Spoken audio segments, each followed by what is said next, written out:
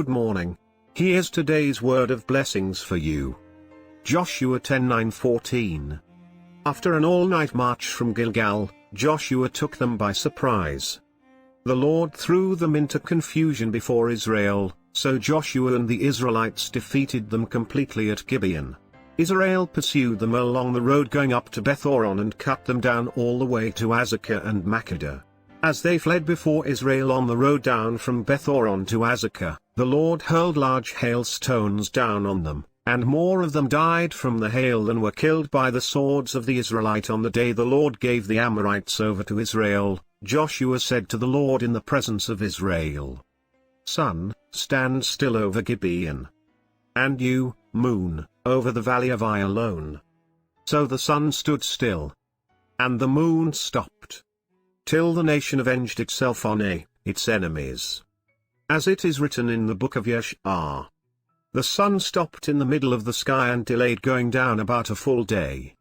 There has never been a day like it before or since, a day when the Lord listened to a human being. Surely the Lord was fighting for Israel. Today's title is Sun, Stand Still. When Moses was about to die, he assured Israelites that the Lord will go ahead of Israelites to the promised land and he will fight for you. When they entered the promised land, Joshua could see that a great warrior of God was already there. As God promised, God fought for Israelites and with Israelites.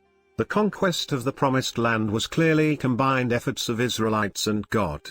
Today's passage shows it very clearly. Israelites are now facing the joint force of the 5 kings of Amorites. Joshua and Israelites did their parts. They marched all night from Gilgal and took them by surprise. But Joshua and Israelites could be so daring because God was fighting with them and for them.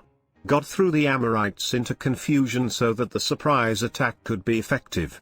God also hurled hailstones down on them. Although the 5 kings of Amorites joined their forces to build a great army, they were no contest to the joint force of God and his people. Joshua, greatly encouraged by the presence of God, even did something unthinkable. He commanded the sun to stand still and the moon to stop. Joshua knew that no human can do it. Only God can do it. So it was as if he told God to do it. And God did it. The sun stood still. The moon stopped. What a marvelous sight it must have been. Awesome. I believe God still does the same. I love the sun and moon rising up and falling down.